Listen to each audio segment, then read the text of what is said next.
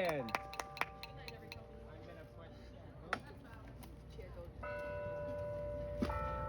I'll let that fall there if that's okay. Thank you guys so much for having me. Yeah. It's really an honor to be here. My name's Nick Jacobson. I guess you know that already. I'm a Democrat. I'm running for Pennsylvania's 85th House District, which is right here. Means I want to go to Harrisburg and get some things done for Central Pennsylvania and for all of you as residents of the 85th District. I also want to wish you good luck now in the last, 2 weeks of classes and then finals. This is a particularly meaningful spring for me because it's my first spring without finals, pretty much ever. I grew up here, came to Susquehanna a lot actually because my mother teaches here, but ended up graduating from Lewisburg High School in 2019 and then from Yale University in 2023, last year.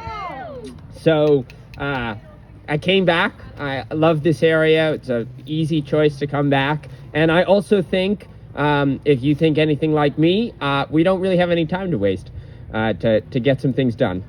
So we're here today to celebrate Pride, which is to say we're here today to stand up for the rights of all Americans and all people to live and to love whomever they choose and however they choose in freedom. Pride has a storied history in America.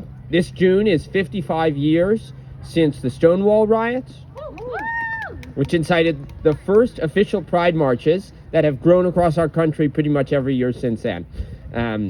But Stonewall itself even wasn't the start of the long struggle to fight against the silencing, the exploitation, and the abuse of LGBT people in our country. That history goes on well before Stonewall and has continued since. And we're here today as part of that ongoing struggle, a fight to assert our humanity and our dignity without apology and without concession and with pride. Yeah. I think our generation has grown up in a kind of paradoxical time for pride. On one hand, we've witnessed some of the greatest and fastest expansions of rights in marriage equality, movements across the country to center inclusivity and respect in workplaces and classrooms and public spaces. But at the same time, we've seen really deeply bitter struggles unfolding that call into the question the morality and even the humanity of this community and the fight for the sanctity of life and love. Right now, there's a lot of possibility, both grave and hopeful. Across our country, state legislatures are passing draconian laws that we know expose our peers, including those much younger than us, children, to mental, emotional, and physical danger, to the suspicion that we're not safe in classrooms and school buses and in jobs. Pennsylvania, although we are not, thank goodness, at the forefront of these rights rollbacks, we're no great exception. Even today, April 21st, 2024, there's no law in Pennsylvania that protects a person who was evicted from her apartment for dating a woman. People like Kendall Stevens, a trans woman who was evicted, fired, and assaulted while a student at Temple University for who she is, continues to fight for this right. These are the stakes. And as a mental health crisis grips our country and touches just about every person in it, this community included, our representative votes against mental health services and for legislating who can play on which soccer team. I mean, come on, that's wrong.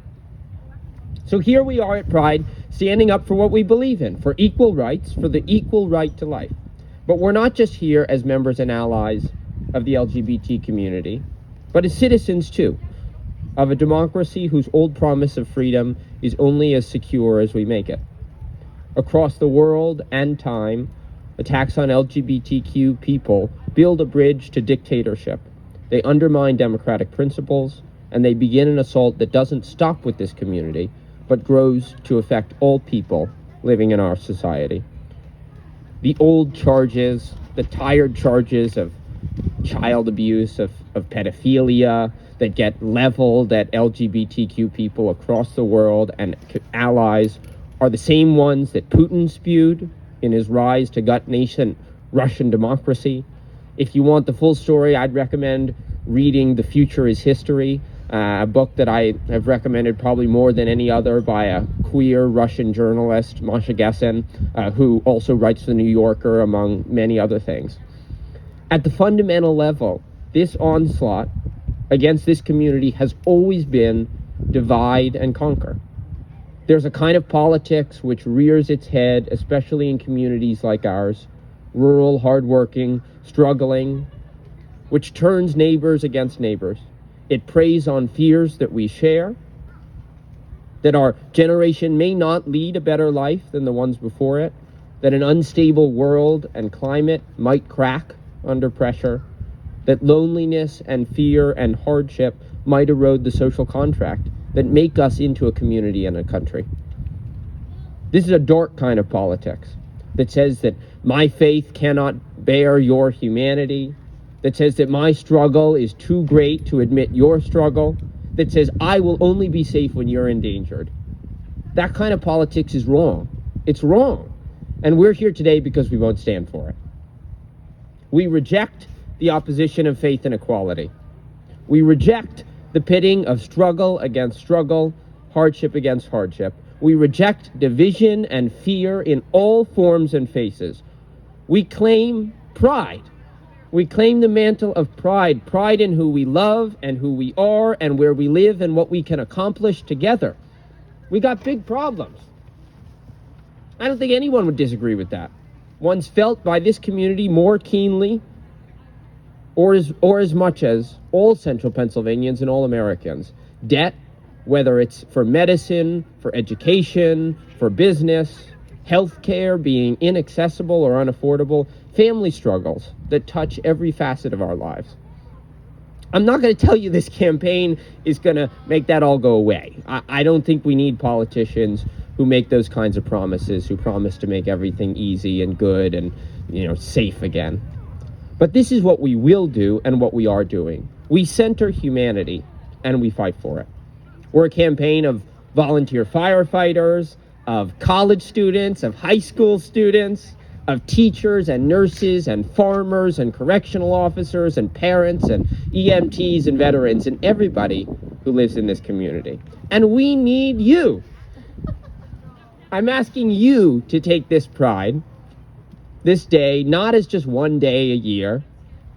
Well, you'll get another day in Pride Month, but this day for this campus, but as an invitation to stay in the long and enduring fight to fulfill the unkept promises of our country, written in our Declaration of Independence, that all people are created equal, endowed with inalienable rights, among them the right to life, liberty, and the pursuit of happiness. We can learn from the titans of this movement, from Harvey Milk, who on the 9th anniversary of Stonewall, before his death, reminded the world that the day you stop talking about freedom is the day you no longer have it. Or from Audre Lorde, who said, "My silence had not protected me, and your silence will not protect you." And a last one from James Baldwin, one of my favorite authors and people, who wrote, "The world is before you, and you need not take it or leave it as it was when you came in." This is my invitation to you. Do not be silent. Do not stop talking about freedom, and do not leave the world as it was when you found it.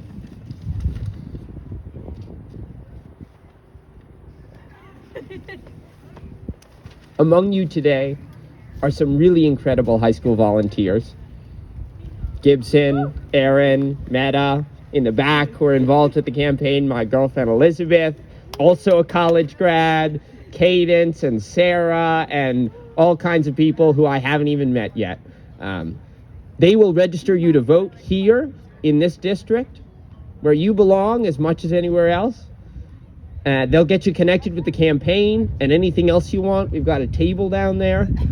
Politics, my core message, if there is one, is that politics does not belong to the world out there. It belongs to this world, to this campus, right here. This campaign needs you. I need you. We all need each other. So let's get to work. Thank you for having me.